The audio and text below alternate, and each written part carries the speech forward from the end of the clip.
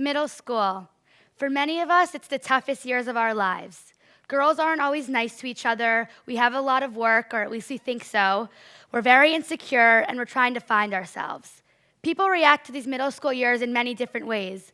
For some girls, puberty's in their favor. They have their clique. They have great grades. They're happy, and they'll show it. Some girls struggle tremendously. They have trouble in school. They can't find their group of friends, and they go within their own bubble. And some people play it cool. They have great grades, and that's what matters, right? Middle school was a blessing in disguise for me, and it took me years to realize that.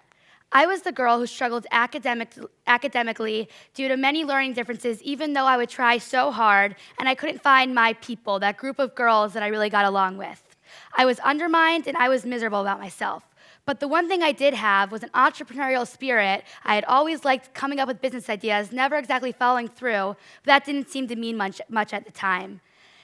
I didn't feel like I had a hobby or passion either, and I felt like I was in a dark hole that was getting worse and worse as each day went by.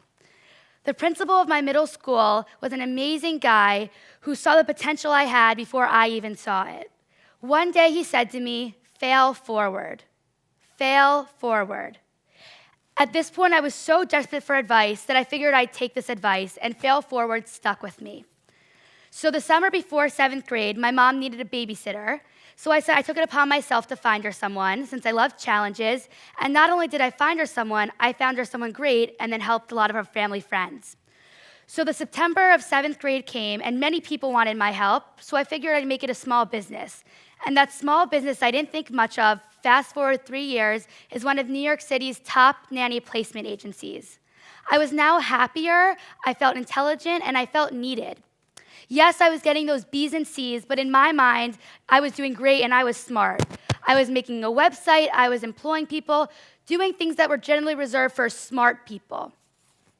So I left my school after many years, and now the business was much bigger, and I had the opportunity to look back on these middle school years. Fail forward. Little did I know, my principal's words would let me look past the letter or number some people believe defines you and look forward to see what I could do. So I got to revamp what smart meant to me. To me, smart is not book smart. Smart is someone who executes, who defeats societal norms, and when the going gets tough, they come out stronger.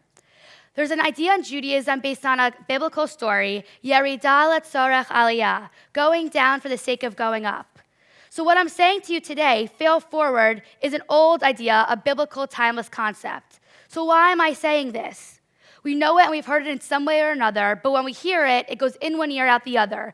Not many people believe in this idea of fail forward. So let me tell you, we all have failures and hardships, and they might feel endless, but if we remain hopeful, we'll grow from it and we'll gain resilience from them. Thanks to my middle school experience, I believe we are all smart, not just because our parents say it to us every day to make us feel good, but because we truly have untapped potential we have yet to realize that we need to use to rock this world. I anticipate the next 10 years will be filled with lots of innovation, risk-taking projects and businesses, and with these types of things will come lots of failure. There will be a lot of failure. But you can't inch away from the failure that's to come. You can't avoid it. You need to approach it, figure out where you went wrong, share it with others, and let that propel you forward. The people who don't admit their failure and seem to always be succeeding are the people who won't do well.